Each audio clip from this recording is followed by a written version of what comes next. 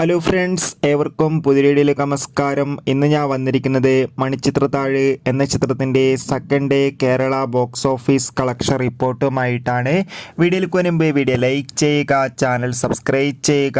ഈ വരുന്ന August September മാസത്തിൽ ധാരാളം ചിത്രങ്ങൾ ഇനി അങ്ങോട്ട് OTT റിലീസ് ചെയ്യാൻ പോവുകയാണ്. നമ്മുടെ ചാനൽ ഭാഗം പരിശോധിച്ചാൽ നിങ്ങൾക്ക് കാണാൻ വേണ്ടി സാധിക്കുന്നതായിരിക്കും.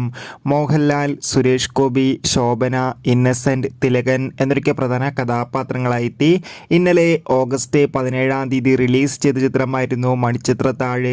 ചിത്രത്തിന് ആദ്യ ദിവസം തന്നെ ഒരു മികച്ച പോസിറ്റീവ് റെസ്പോൺസ് തന്നെയാണ് ലഭിച്ചിട്ടുണ്ടായിരുന്നത്. ഇപ്പോൾ ഇതാ ചിത്രത്തിൻ്റെ ഒന്നാം ദിവസത്തെ കേരള കളക്ഷൻ റിപ്പോർട്ടും പുറത്തുവന്നിരിക്കുകയാണ്. ചിത്രത്തിന് ആദ്യ ദിവസം മാത്രം കേരളത്തിൽ നിന്ന് 50 ലക്ഷത്തിന് മുകളിൽ കളക്ഷൻ ലഭിക്കുമെന്നാണ് ട്രാക്കിംഗ് റിപ്പോർട്ടുകൾ സൂചിപ്പിക്കുന്നത്. എന്തായാലും കാത്തിരിക്കാം. മണിച്ചിത്രത്താഴ് എന്ന ചിത്രത്തിൻ്റെ കൂടുതൽ കളക്ഷൻ റിപ്പോർട്ട് അറിയാൻ വേണ്ടി ചിത്രം കണ്ടവരുടെ അഭിപ്രായം കമൻറ്റ് ചെയ്യുക.